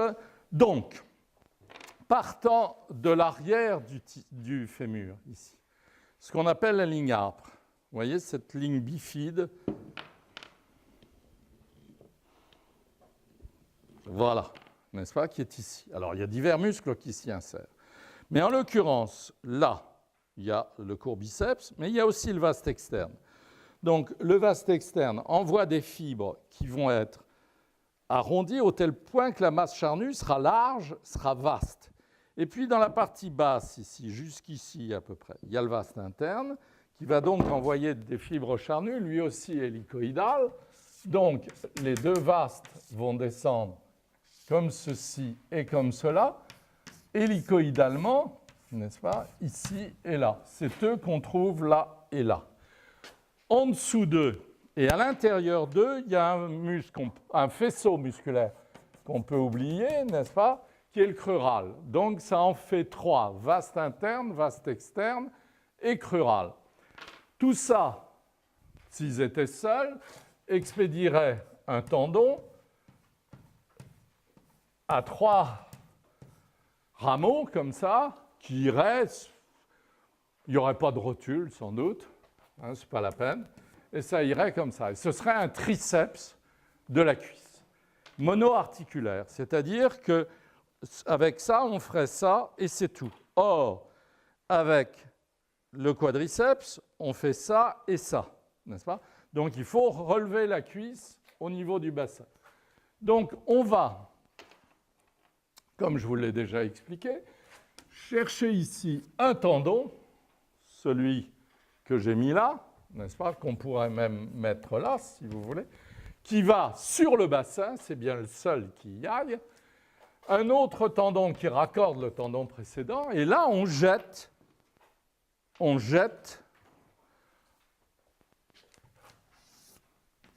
un droit, rectus femoris, un droit, n'est-ce pas, qui passe donc entre le vaste interne et le vaste externe, comme ceci. Et à ce moment-là, tout cet ensemble, que ce soit vert ou bleu, c'est le même tendon, n'est-ce pas?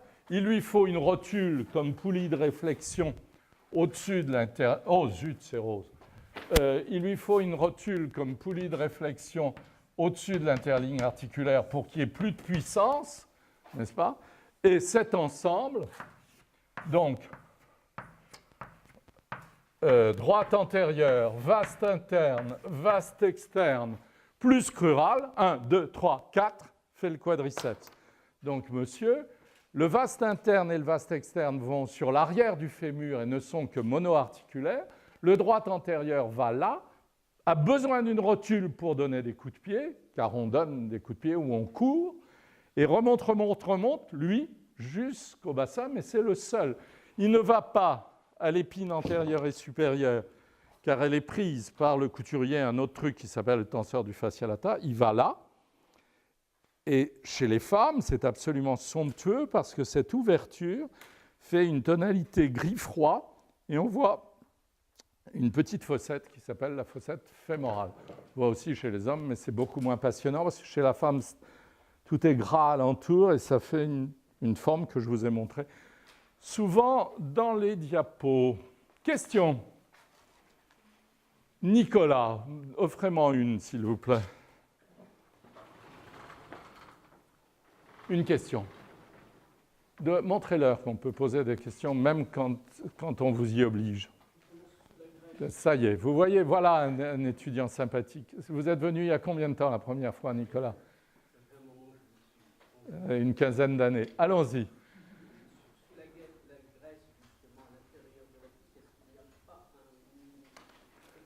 Si mon ami, mais pas là. Là, ça serait vraiment vulgaire que je mette un moyen adducteur. Vous pouvez très bien, quand une femme est debout et vous dit, je ne sais pas, bonsoir Nicolas, avoir un moyen adducteur, très sympathique. Mais si elle est comme ça, non, vous ne pouvez pas. Hein. Sauf en cas d'accouchement prématuré ou... Oui, à ce moment-là, vite, emmène-moi à l'hôpital. Alors là, évidemment, à la clinique. Là, elle serre les adducteurs pendant qu'elles sont en train de perdre les os. D'accord, il faut se presser. À ce moment-là, elle ferme les adducteurs et il s'agit pour le gynécologue accoucheur, vous avez compris, n'est-ce pas, de leur dire on respire, on se détend, on met une cuvette pour les os, on attend la tête du petit bébé, on respire, et on apprend à contracter, décontracter avec le diaphragme hein, pour expulser le bébé calmement. Donc à ce moment-là, c'est le contraire. Il faut lâcher les adducteurs. Si elle ne les lâche pas, on la pique.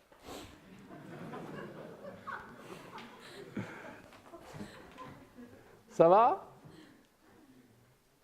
Et le bébé? Oui, Valérie. Est-ce qu'on peut imaginer que dans cette position, justement, les muscles ne sont pas très en tension, on voit aussi on glisse quand même? Ah oui. Ça, vous pouvez le mettre.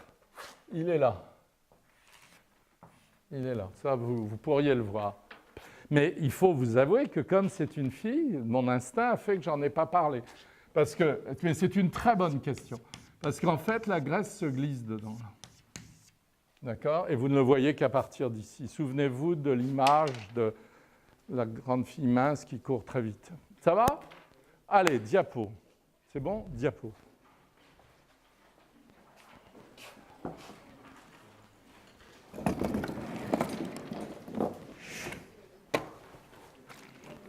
Yes, alors, j'aurais mieux fait de bien regarder ma diapo quand je l'ai mise dans la boîte à diapo, hein, parce que j'aurais vu ce qui m'a posé tant de problèmes. Vous voyez, j'ai voulu absolument vous dessiner le tendon d'Achille et le tendon du jumeau. Donc, mon hérésie, la voilà.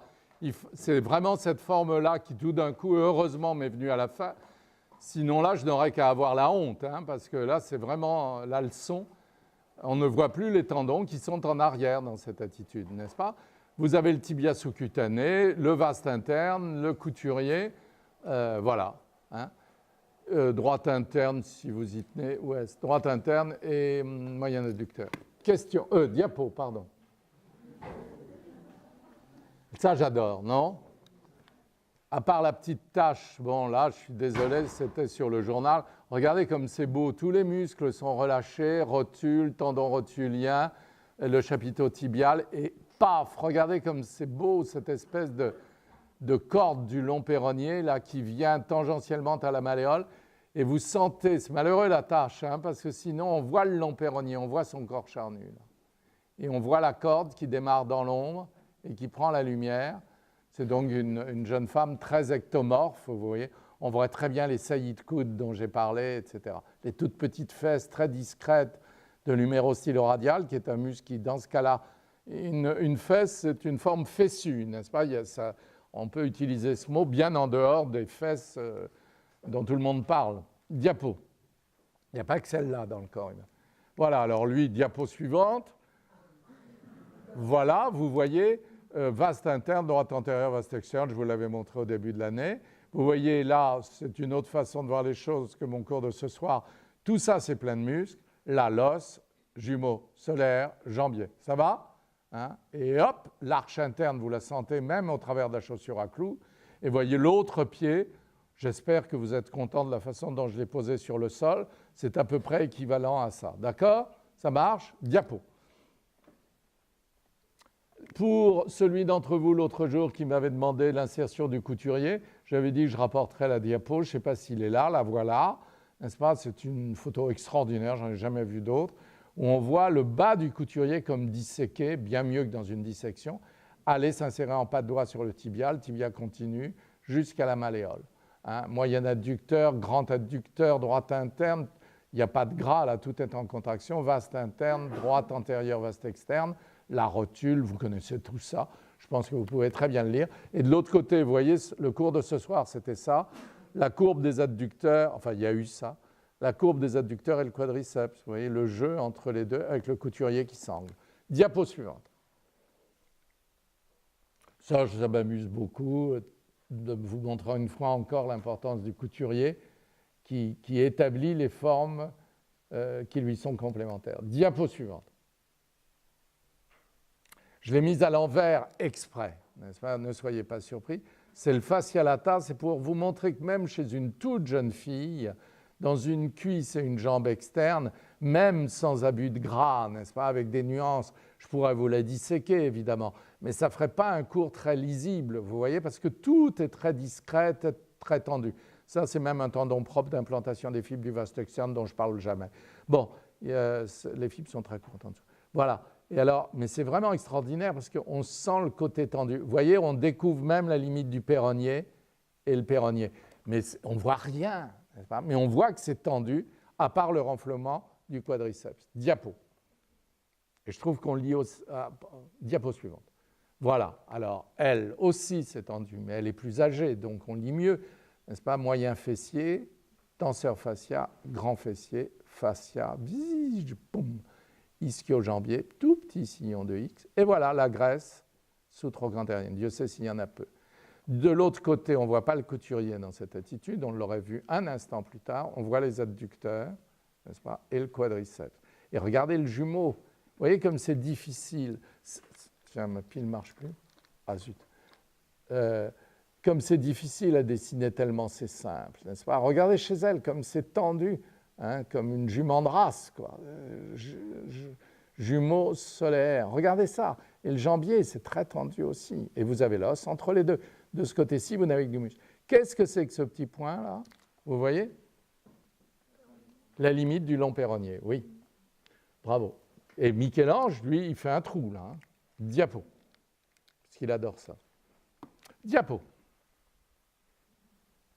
Voilà, alors je voulais un petit peu plus calmement vous les remontrer. Voilà donc la dame Touy avec son pied externe, son pied interne très nuancé, n'est-ce pas?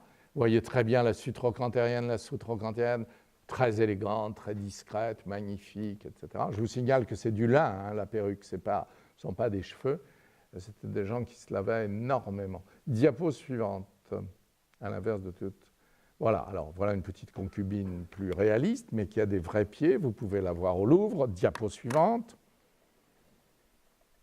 Voilà, alors ce soir, on a peut-être un tout petit peu plus de temps pour répéter une fois encore que la jambe externe est faite de solaire, jumeau, péronnier, jambier avec extenseur éventuellement. La jambe interne, l'os, jumeau solaire, point. Vous voyez? Par contre, les pieds sont semblables. Ils respectent les nuances de modelé des jambes, mais pas du tout des pieds. Pour la pschinte, c'est la même chose. Ils la mettent de face ici et de profil là. Les épaules sont de face, le torse est de profil. Donc c'est un choix, c'est un goût, diapo. Là, c'est évident, vous avez une jambe externe ici, une jambe interne là, deux pieds semblables qui sont vaguement internes avec des gros orteils. J'ai une bien moins bonne photo de ça, diapo, mais qui montre un autre aspect. Voilà, vous voyez, les deux pieds sont semblables, c'est le même bas-relief. Hein. Ce sont de vieilles diapos, mais vous voyez bien, jambe externe, jambe interne, deux pieds semblables.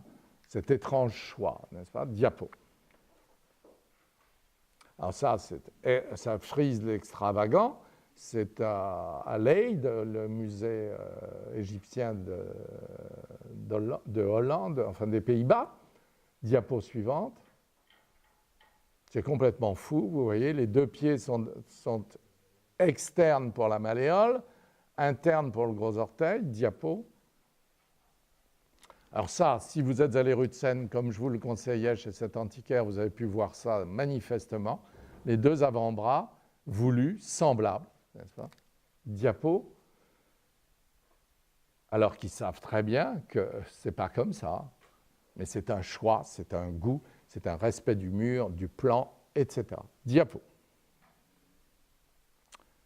Je vous avais montré ça aussi avec une malléole externe parfaitement à sa place. Tout est en place, il n'y a pas de problème. On est en ronde bosse là, donc il n'y a pas de plan à respecter. Leur goût n'est pas affecté par une solution simplificatrice quelconque. Diapo suivante. Le mastaba du Louvre. J'ai levé les pieds hier pour voir si je vous avais bien indiqué. J'ai l'impression qu'il a été déplacé et qu'il y a une marchande de souvenirs à la place. Il faudra que j'aille voir où il est parti. Je vous ai peut-être donné une très mauvaise explication. Diapo. Voilà, n'est-ce pas?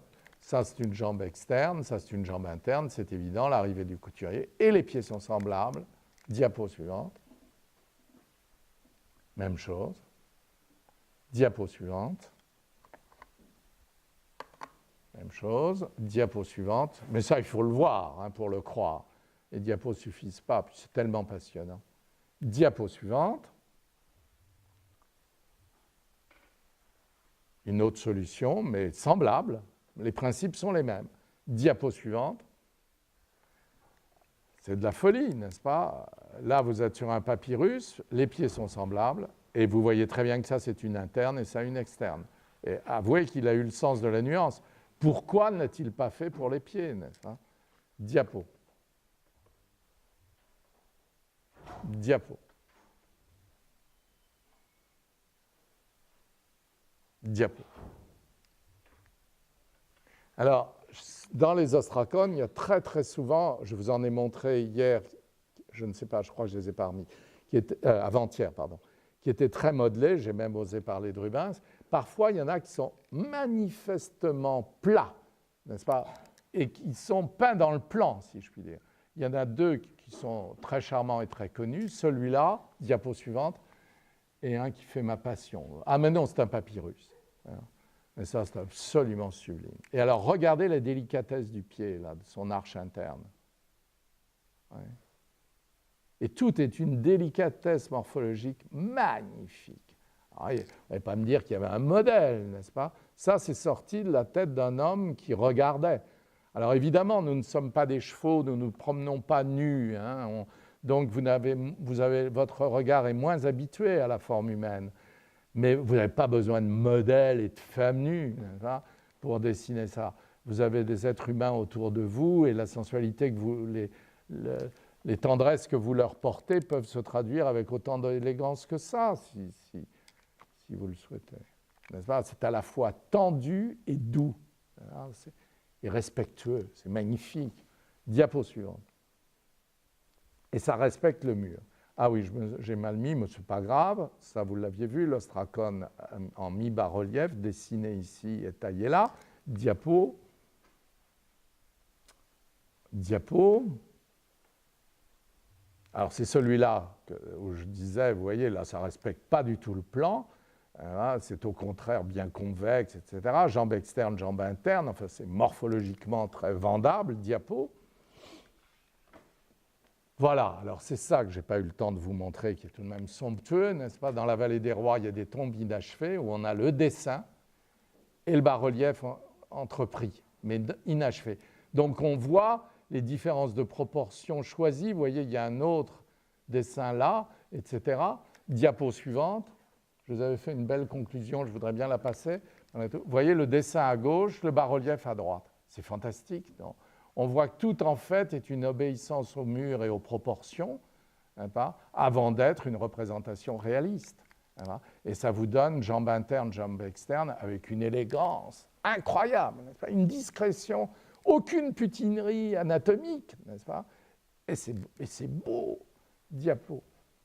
Ça donne une idée noble de l'homme. Regardez, alors, en lumière frisante, la partie dessinée avec la barque qui a été reprise. En général, j'ai pas ça en couleur, mais c'est ocre rouge et noir de fumée. N'est-ce pas? Et la partie modelée, on la croirait presque en relief de stuc, n'est-ce pas? Alors que c'est taillé. Diapo. Et ça, vous voyez, c'est un épanelage. C'est une petite sculpture qui vient d'une étagère de sculpteur, n'est-ce pas, qui lui donnait des proportions. On aperçoit des lignes parfois, etc. Et on en a trouvé plusieurs, car chez les Égyptiens, on trouve, les fouilles révèlent énormément de choses. Diapo suivante. Il y a la chose très mystérieuse du Louvre. Voilà, elle est photographiée en noir et blanc, là, assez modestement, à un moment où on l'a déshabillée, parce qu'elle était comme une momie enveloppée de vêtements. Diapo suivante. Ça, elle est présentée dans les salles. Et vous voyez, si vous faites attention, il y a des lignes de proportion, là.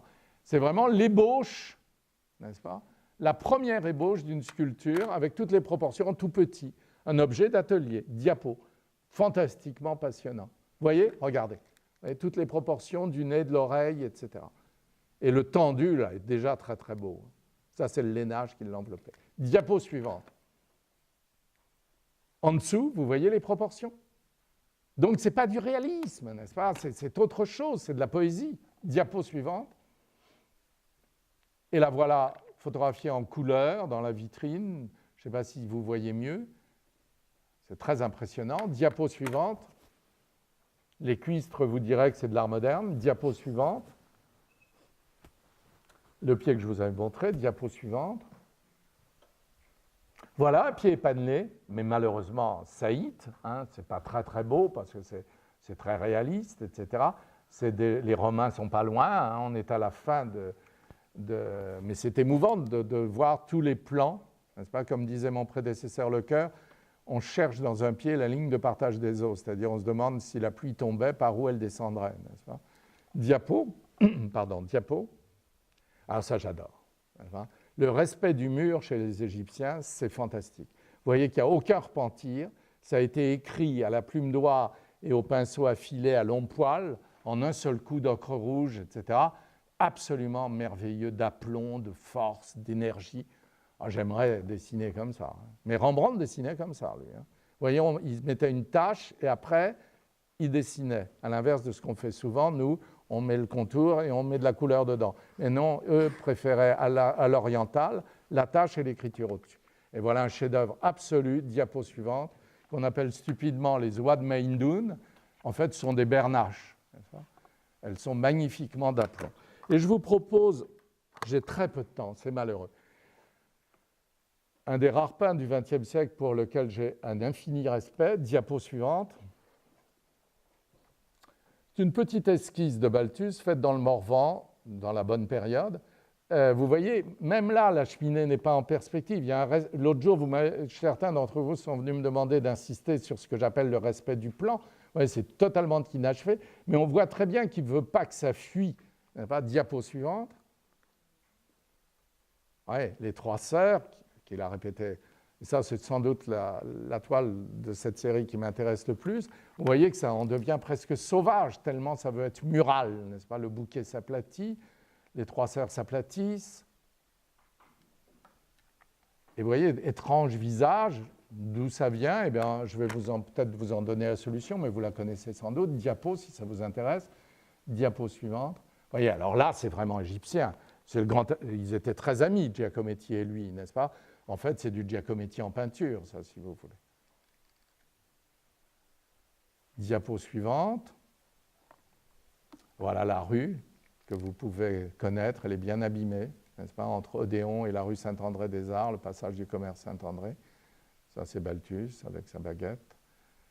J'ai connu ce personnage, etc. Et vous voyez comme, malgré la perspective, ça reste en plan. C'est extrêmement mystérieux, très impressionnant, etc. Diapo suivante, mais très, très, très, très beau. Et vous voyez d'où ça vient? Ça vient de là. C'est une copie de Balthus quand il avait 18 ans, d'après Piero della Francesca à Arezzo. Et c'est une merveilleuse petite copie. Je ne sais plus où elle se trouve, mais on peut la voir, je crois. Au musée de Troyes, si je ne m'abuse, je ne sais plus, je vous le redirai. Elle a été présentée à Orsay, là, il y a 1 ou 2 ans. Et voilà, vous voyez, il sortait de là, ce garçon. Mais il ne sortait pas seulement de là, il a eu beaucoup de chance. Étant enfant, il connaissait très bien Bonnard, Vuillard, Rilke, etc. Voilà, et c'est vraiment, avant qu'il ne tombe dans le tabac médiatique, c'était vraiment le peintre le plus important pour moi du XXe siècle. Comme disait Picasso, vous êtes le revers de ma médaille, c'est pour ça qu'il y a un Balthus au musée Picasso. Voilà, bonsoir.